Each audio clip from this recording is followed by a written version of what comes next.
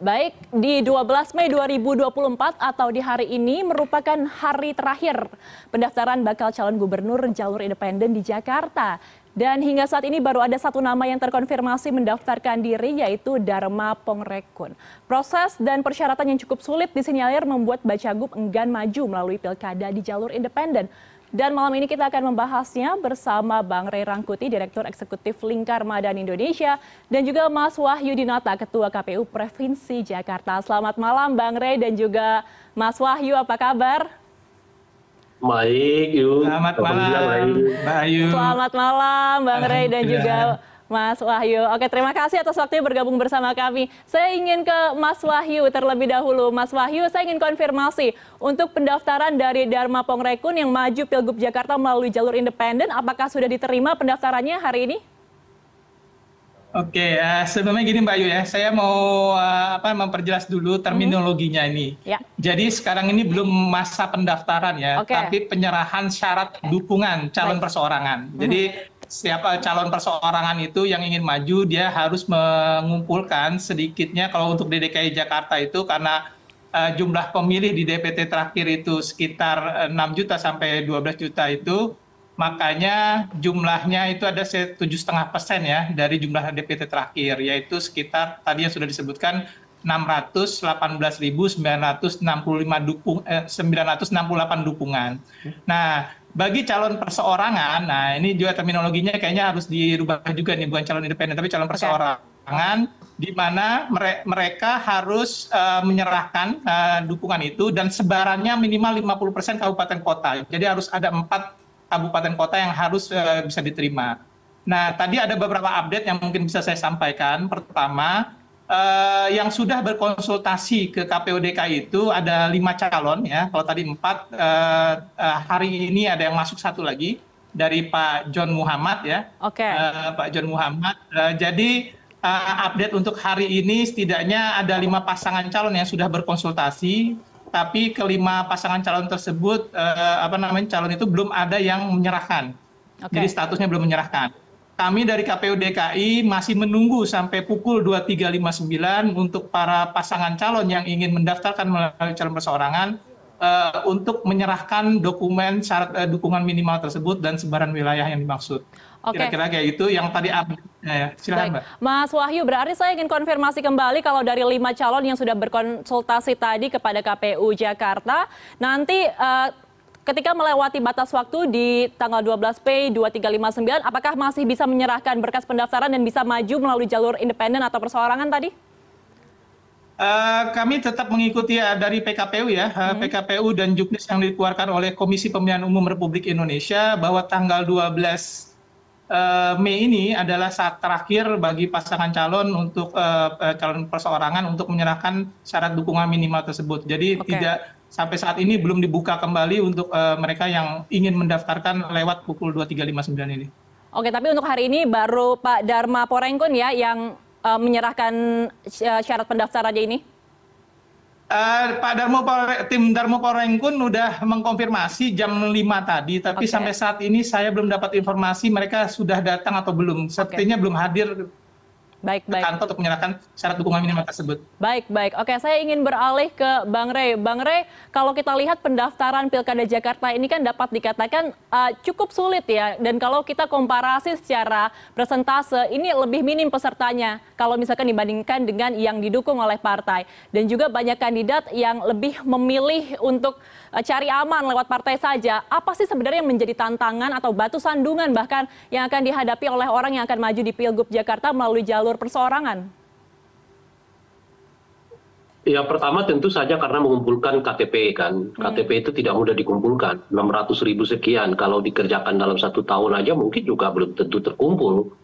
Apalagi yang meminta KTP itu misalnya belum mendapatkan popularitas ataupun nama yang cukup baik di DKJ Jakarta, di DK Jakarta begitu ya.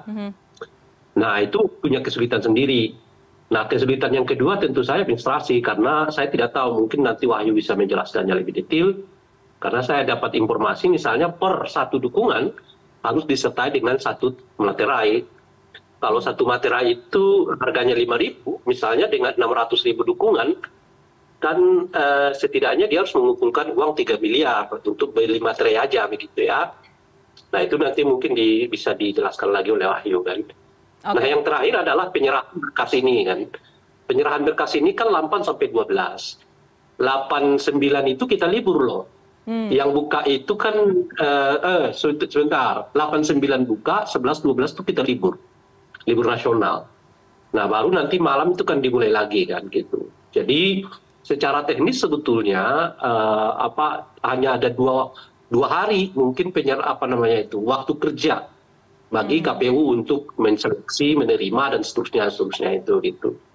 Nah yang keempat, kalau berkaca dari Pilpres 2024 yang lalu, memang peran dari calon independen atau calon perseorangan ini sepertinya mulai kurang populer gitu. Karena ada tren di tengah masyarakat kita saat ini, yang siapa yang bisa memberi bansos sebanyak-banyaknya. Nah kalau mereka yang memiliki modal pas-pasan atau hanya sekedar popularitas atau disukai oleh publik, punya potensi akan kalah di dalam pilkada. Dan memang sejarahnya di DKJ ini hampir tidak pernah calon independen itu atau calon perseorangan itu memenangkan pilkada gitu. Sebetulnya kan bukan kali ini saja, 2020 juga ada dan 2000 berapa juga ada dan sebagainya gitu. Tapi relatif tidak mendapatkan dukungan yang cukup dari warga Jakarta terhadap pasangan yang datangnya jadi jalur perseorangan atau jalur independen gitu. Nah terakhir kalau tadi disampaikan oleh Bu Wahyu bahwa hari ini baru penyerahan berkas belum pendaftaran, sebetulnya ya secara teori penyerahan berkas itu adalah bagian dari pendaftaran itu. Sebab kalau mereka nggak menyerahkan berkas sekarang, ya artinya kalaupun nanti dibuka pendaftaran, ya nggak mungkin lagi mereka mendaftarkan diri mau berkasnya nggak belum diserahkan kan gitu. Nah yang mendaftar itu kan mereka yang sudah menyerahkan berkas. Mereka menyerahkan berkas lalu mendaftar ulang kembali bahwa mereka sungguh-sungguh untuk terlibat di dalam pelaksanaan pilkada. Jadi kalau mereka yang belum menyerahkan berkas pada hari ini terakhirnya, ya otomatis nggak mungkin lagi dong mendaftar pada waktu yang akan datang. Sebab ya pemberian berkasnya itu dilakukan pada tanggal 8 sampai tanggal 12. Kan nggak mungkin hari yang sama berkas diserahkan lalu mendaftar. Saya kira kalau penjelasan Wahyu itu ya dengan sendirinya akan tertolak gitu. Nah kalau sampai jam 24.00 belum ada yang menyerahkan berkas, ya kita akan mengatakan bahwa jalur independen di Pilkada DKJ ternyata tidak diminati atau tidak dapat bertarung. Oke, baik. Menarik mengenai poin tentang biaya kampanye yang cukup besar untuk jalur perseorangan. Saya ingin ke Mas Wahyu. Mas Wahyu, ini tadi kata Bang Rey adalah kalau maju secara perseorangan maka biayanya akan membengkak seperti itu. Karena tadi ada tren bansos, kemudian juga dihitung dari biaya materai yang akan digunakan. Kemudian apakah ini menjadi salah satu pertimbangan dari KPU untuk persyaratan dari calon perseorangan yang akan maju? Saya rasa di Juknis dan di PKPU itu untuk materai kalau nggak salah hanya ada di rekapitulasinya ya, bukan satu orang satu materai dan segala macamnya. Jadi ini juga akan meminimalisir para calon ya, biaya para calon untuk mereka bisa maju ke calon perseorangan. Nah pada prinsipnya kami di KPU Provinsi DKI Jakarta tentu saja akan melayani semaksimal mungkin kalau memang ada kendala-kendala teknis. Bahkan kami membuat tim khusus memang untuk membantu para calon perseorangan itu kalau ada kendala teknis, baik itu di upload silon atau apapun, pasti akan kami advokasi seserius mungkin untuk mereka bisa terfasilitasi ya untuk pencalonan mereka tersebut. Oke, baik. Jadi masih ada bantuan yang diberikan oleh KPU Jakarta ya untuk para calon yang akan maju di jalur perseorangan. Saya ingin kembali ke Bang Rey. Bang Rey, ini kan tadi telah dipaparkan ya kira-kira syarat apa saja yang harus dilakukan untuk bisa maju dalam Pilgub jalur perseorangan. Apakah kemudian menurut Anda syarat-syarat ini akan menyulitkan orang yang ingin maju di jalur perseorangan atau jalur non-partai?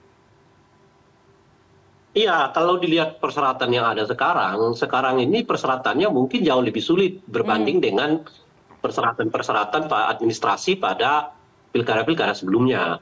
Misalnya soal materai itu, seingat saya materai itu dulu dibutuhkan dalam konteks perkelurahan gitu ya. Jadi nggak perlu ada materai dalam bentuk satu dukungan, satu materai itu. Meskipun mungkin saya bisa memahami mengapa ada ketentuan baru yang seperti ini, karena seringkali kan terjadi pat gulipat ya, orang yang sama mendukung kader yang berbeda dan sebagainya gitu. Tetapi ya dengan sendirinya juga kalau kebijakan ini ada, ya akan memberatkan para independen. Gitu. Karena belum apa-apa udah terhantuk dengan biaya yang begitu besar ya. Belum lagi biaya untuk tim mereka yang menjaring KTP, dan tentu saja mungkin ada sedikit ngopi-ngopinya lah ya, dan sebagainya. Gitu. Jadi biayanya besar. Jadi kalau dihitung-hitung mungkin boleh jadi loh ya jauh lebih mudah kalau misalnya langsung bertemu dengan partai gitu. Kalau dihitung-hitung tuh. Oke, tapi kalau kita bandingkan dengan pengumpulan KTP ketika zaman Basuki Cahayapurnama atau Ahok, seperti apa itu Bang Rey? Iya, pada saat itu sebetulnya mudah ya, karena nggak perlu ada materai dalam pengertian yang kita sebutkan itu tadi. Jadi cukup serahkan kepada KPU, ya KPU akan memverifikasi sendiri dengan metode yang juga simple, ya sampling gitu, lalu selesai. Nah, cuma kan seperti kita ketahui Ahok saat itu tidak jadi menjadi mengikuti jalur perseorangan, ya, karena beliau lalu diusung bersama dengan partai politik, dalam ini PDI Perjuangan gitu. Nah pada saat itu dia memang sudah mengumpulkannya, dan begitu banyak orang yang sukarela menyerahkan KTP kepada Ahok ya, sampai misalnya saya mencapai hampir 1 juta KTP ya seingat saya, jauh lebih tinggi dibandingkan dari persyaratan yang ada. Harus diingat juga ya, meskipun syarat minimal itu 600.800 sekian, tapi nggak bisa dikumpulkan cuma segitu gitu. Harus dikumpulkan setidaknya menurut saya 700.000 KTP. Sebab kadang-kadang ya, dan umumnya itu terjadi, di tengah jalan ada saja yang menyangkal bahwa dia nggak pernah memberikan dukungan, nggak memberikan pernyataan, atau orangnya sudah meninggal macam-macam dan seterusnya gitu. Sehingga tidak hanya mengumpulkan 618.000 sekian KTP, tapi harus dinaikkan minimal tuh 700.000 KTP. Nah 700.000 inilah yang harus diserahkan kepada KPU untuk diverifikasi kan gitu. Nah setelah itu baru dinyatakan lolos gitu. Tapi selain persyaratan administratif ya, menurut saya yang agak berat itu, nah ya saya mengatakan juga nuansa politiknya juga saat ini kurang mendukung mereka gitu. Nah di saat dimana itu tadi misalnya kan di Pilpres kemarin itu soal bansos, soal ini itu dianggap sebagai sesuatu yang tak terjamah oleh MK gitu. Nah di tengah yang seperti itu ya mereka punya potensi bersaing dengan orang yang memiliki modal cukup banyak. Dalam konteks itulah lebih realistis kan, kalau lebih baik ya modal ngumpulinnya aja udah susah, nanti bertambahnya juga akan susah. Jadi salah satu hambatannya menurut Bang Rey ini adalah persyaratan administrasinya seperti itu ya. Kemudian saya ingin kembali ke Mas Wahyu. Mas Wahyu, ini kan sebelumnya Anda menginformasikan ada 5 nama yang telah berkonsultasi ke KPU Jakarta untuk maju melalui jalur perseorangan. Tapi di hari ini hanya ada Dharma Pongrekut saja yang paling tidak kami sudah menerima informasinya dari berbagai sumber bahwa konfirmasi akan mendaftar. Saya ingin bertanya apakah ada penjelasan dari kandidat lainnya mengapa tak jadi maju atau tidak jadi menyerahkan persyaratannya hari ini di jalur perseorangan, dan apakah mungkin nanti ke depannya ada perpanjangan masa pendaftaran di KPU? Oke, pertama sampai saat ini belum ada masa perpanjangan ya penyerahan dokumen pendukung perseorangan tersebut. Terus ada dari 5 nama itu setidaknya udah ada 4 nama ya yang sudah mengambil akun silon ya, sudah membuat akun silon, dan tentu saja kami tetap menunggu ya ke 5 orang pasangan calon ini yang sudah berkonsultasi, bahkan 4 orang yang tadi pasangan calon yang sudah mengambil akun silon sampai pukul 23.59 agar mereka bisa dilayani untuk bisa dikeluarkan tanda terima ya bahwa mereka sudah diterima. Dan kalau memang sampai pukul 23.59 tadi tidak hadir, ya tentu saja bisa jadi tidak ada seperti yang kata Bang Ray tadi ya, tidak ada calon perseorangan di DKI Jakarta. Tapi kami yakin mudah-mudahan menjelang 23.59 ini akan ada yang hadir untuk menyerahkan syarat dukungan calon perseorangan tersebut. Oke, tapi untuk alasannya mengapa hingga hari ini? Saya lihat gini. Oke. Silakan Bang Ray.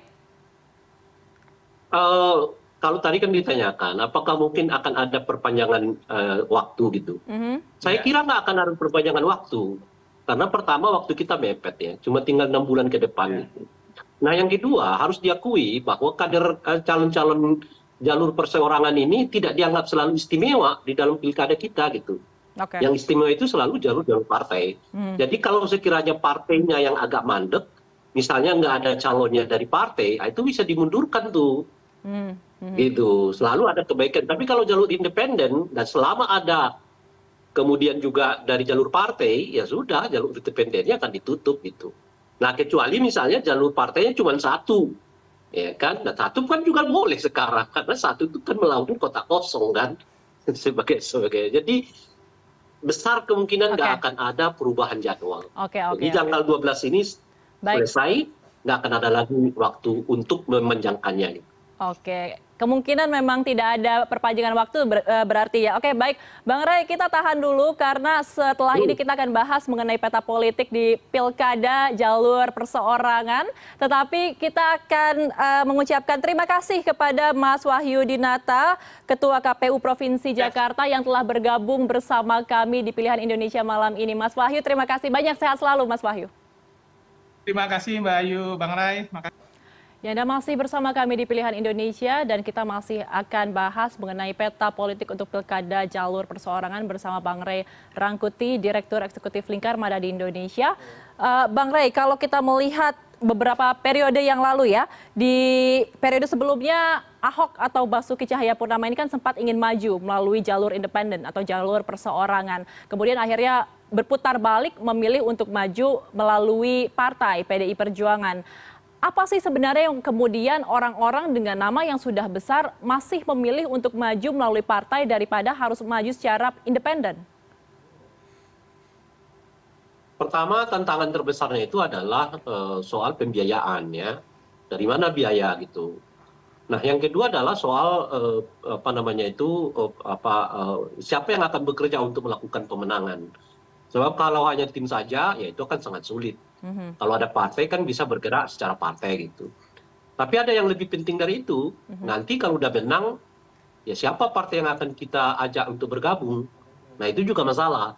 Makanya pada tingkat tertentu ya kalau kita lihat calon-calon independen itu atau jalur perseorangan itu yang terpilih jadi kepala daerah, itu umumnya kembali ke partai politik gitu. Setelah mereka terpilih, lalu mereka menjadi anggota partai politik yang lain gitu. Umumnya begitu kejadiannya. Karena mereka butuh backup ya, backup partai. Kalau enggak ya bisa akan macet di legislatif kan, di DPRD-nya ya. Karena negosiasi dengan mereka pasti akan sangat sulit gitu. Nah itu kesulitan-kesulitan yang dialami oleh jalur perseorangan ini. Nah oleh karena itulah peminatnya menurut saya relatif sangat sedikit gitu, dan sudah sangat sedikit juga tingkat kemenangannya juga sangat sulit gitu. Nah makanya ini kan suasana perseorangan ini sebetulnya seperti calon yang tak dikendaki, tapi harus ada gitu loh. Apalagi sekarang ini kan sudah ada ketentuan yang menyebut bahwa pilkada itu dapat dilaksanakan bahkan jika hanya ada satu calon, nggak perlu ada harus dua calon. Jadi pasangan calon hanya bertanding dengan kota kosong misalnya, itu boleh dilakukan, bisa dilakukan gitu. Itu makin membuat jalur perseorangan ini makin tidak menarik gitu. Makin tidak menarik, tapi sebenarnya tetap diharapkan ada begitu ya Bang Ray? Iya, karena ini kan dulu kenapa jalur perseorangan ini dibuat ya, karena ada begitu banyak kader-kader di daerah itu yang tidak mendapatkan tempat kalau mereka melalui jalur partai politik. Lalu dibuatlah ketentuan yang agak maju dengan jalur perseorangan ini gitu ya. Tetapi kenyataannya waktu demi waktu sampai sekarang memang daya jual perseorangan ini lumayan baik gitu. Lumayan menerima tanggapan dari publik. Nah cuman ketika itu terjadi ya adalah suatu suasana yang membuat ya perjalanan para jalur independen ini makin sulit. Ya itu tadi dengan membuat ketentuan meningkatkan persyaratannya seperti ini, administrasinya seperti ini, pendaftarannya yang dibuat dengan mepet-mepet dan seterusnya itu. Yang pada intinya karena mereka bersaing dengan calon parpol dan relatif calon-calon independen ini sebetulnya orang-orang populer gitu, maka ya dengan sendirinya ya harus ada semacam suasana yang membuat jalur independen ini dipersulit gitu. Oke, Bang Rey, tapi yang menarik kalau kita kaitkan ini dengan politik nasional seperti apa nih peta politiknya? Karena kan kita mengetahui ada nama Sudirman Said yang dikatakan akan maju di Pilgub Jakarta melalui jalur perseorangan, dan diisukan juga ada nama Anies Baswedan yang akan kemudian maju kembali di Pilgub Jakarta. Anda melihatnya nanti ini akan seperti apa? Pertama, kalau terkait dengan jalur independen yang diambil oleh Bung Sudirman Said, saya nggak yakin itu akan terjadi. Jangankan mengumpulkan KTP dalam waktu yang singkat ya, bahkan KTP waktu yang lama seperti yang dilakukan oleh Bung Dharma itu, belum tentu dapat 600.000 sekian. Jadi itu tidak mudah bagi Pak Sudirman Said yang baru tiba-tiba kita dengar mau mencalonkan dirinya melalui jalur independen. Dengan hitungan 1 bulan sebelum pendaftaran penyerahan berkas dilakukan, sulit itu mengumpulkan KTP itu gitu. Nah, yang kedua adalah Pak Sudirman Said sendiri bukanlah orang yang cukup dikenal oleh warga DKJ kan. Sehingga beliau memiliki kesulitan yang cukup untuk berinteraksi dengan warga Jakarta gitu. Nah, karena itu saya merasa bahwa untuk Pak Sudirman Said ini ya bagi saya sih mungkin nggak akan jalan gitu. Nah, yang tersedia itu adalah Anies Baswedan kan. Nah, Anies Baswedan ini punya kans yang cukup besar. Kansnya kan dia didorong oleh Nasdem. Nasdem mungkin akan berkoalisi dengan PKS kan. Dengan syarat ya calon wakil gubernurnya dari Anies itu adalah orang PKS gitu. Artinya PKS dengan Nasdem punya kesempatan untuk berkoalisi. Kalau itu ditambah 1 atau 2 partai lain yang lain, itu akan sangat kuat, dan popularitas Anies menurut saya masih cukup tinggi di daerah khusus Jakarta. Nah, itu pertimbangan politiknya. Tapi kalau pertimbangan moralnya sih menurut saya Anies itu juga sudah nggak patut lah kalau kembali ke Jakarta gitu. Setelah warawiri di Pilpres, lalu kalah di Pilpres kembali lagi ke Jakarta, ya menurut saya sih makin kabur lah sebetulnya moralitas dari para politisi kita. Nah, setidaknya menurut saya Anies memperlihatkan kepada kita bahwa masih ada lah orang yang memperlihatkan bahwa dunia ini atau politik ini semata-mata bukan hanya mencari kekuasaan gitu loh. Kalau di Pilpres main di gubernur ya kan, enggak gitu. Jadi kita terjun ke dunia politik itu dalam kerangka ya mengawal demokrasi. Jadi bukan sekedar mengejar kekuasaan itu. Baik, gitu. Bang Rey. Jadi kalau kita lihat kasusnya Sudirman Said ini, kalau kita bandingkan dengan kasus Ahok ketika waktu itu ingin diusung oleh relawan Ahok dan juga teman Ahok, ini jadi berbeda ya? Jauh sekali berbeda. Sebab waktu kasus Ahok itu bahkan bukan hanya dukungan yang bersifat KTP ya, administratif, materialnya pun mereka beri.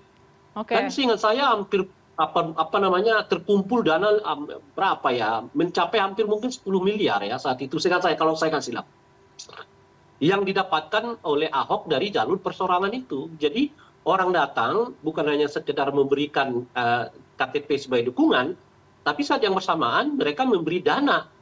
Makanya itu sangat fenomenal sebetulnya kehadiran Ahok dalam jalur independen saat itu gitu. Sebelum akhirnya ditangkap oleh PDI lalu bergabung dengan PDI gitu ya. Nah, dengan Bung Sudirman Said bahkan baru kita dengar ya, saya jujur baru dengar malam ini setelah ada kawan satu media yang menanyakan pada saya, di mana kasnya SD ya atau Sudirman Said maju di Pilkada DKI. Saya nggak sadar bahwa SD ini akan masuk dari jalur independen. Bayangan saya beliau akan masuk dari jalur partai gitu. Sehingga saya katakan agak sulit nih. Sulitnya di mana? Karena PKS kayaknya udah nutup pintu karena mereka kali ini benar-benar ingin mendorong kader mereka untuk maju. Sementara kalau Nasdem sudah mendorong Anies. Yang saya lihat Pak Sudirman ini hanya dekat dengan 2 partai ini. Dengan yang lain menurut saya dia akan alot. Bahwa ia kemudian mengambil jalur persorangan lebih tidak mungkin lagi karena waktunya menurut saya sudah sangat terbatas gitu. Baik. Oke, Bang Rey, terakhir kalau kita lihat kembali ke Pilkada Jakarta ya, ini kan ada beberapa nama yang sudah berkonsultasi untuk maju di jalur perseorangan seperti itu. Namun yang terakhir hanya ada 1 nama yang dikabarkan akan konfirmasi. Tapi tadi informasinya saat ini juga belum datang seperti itu. Apakah Anda melihat kemudian orang-orang yang berkonsultasi ini hanya sekiranya cek ombak saja untuk bisa menarik partai politik mengusung namanya atau seperti apa? Enggak, mereka menurut saya sih orang-orang yang serius gitu. Oke. Justru mereka mau mencari jalur perseorangan itu karena melihat orang-orang partai itu hanya peduli pada satu dua nama yang ada di lingkaran mereka gitu. Sementara persoalan Jakarta mungkin menyimpan banyak persoalan yang mungkin di luar pemikiran orang-orang partai gitu. Saya pernah ketemu dengan Pak Dharma itu di dalam salah satu acara, saya kira 2 atau 3 hari yang lalu. Beliau memang mengeluhkan ini kepada saya soal pertama mepetnya waktu, ya kan. Yang kedua adalah soal administrasi penyerahan berkas ini yang menurut beliau itu hampir sudah nggak masuk akal gitu loh. Yaitu tadi cuma 4 hari, dalam 4 hari itu kerjanya cuma 2 hari, kan 2 harinya Sabtu Minggu kan dianggap libur kan gitu. Bukan masa kerja tuh gitu. Nah, jadi bagaimana gitu. Jadi ada semacam pesimisme yang saya dengar dari Pak Dharma pada malam hari itu. Ya. Jadi kalau ia mendaftarkan malam ini, ya bagus gitu. Tapi kalau saya dengar cerita beliau pada malam hari itu, seperti ada nada pesimisme bahwa ketentuan persyaratan itu akan dapat dipenuhi. Meskipun begitu, ya saya sih sendiri mendorongnya ya. Karena ini di Jakarta ini ada potensi ya, kayaknya head to head lagi nih antara Ahok dengan Anies gitu. Jadi tetap dibutuhkan pasangan ketiga lah yang bisa mencairkan suasana tidak lagi seperti Pilkada 2017 yang lalu gitu. Oke, Bang Rey, kita akan melihat bagaimana dalam tanda kutip perang bintang yang akan terjadi di Pilgub Jakarta yang akan berlangsung November nanti. Terima kasih atas analisanya, Rey Rangkuti, Direktur Eksekutif Lingkar Madani Indonesia. Selamat malam, Bang Rey. Terima kasih. Sehat selalu.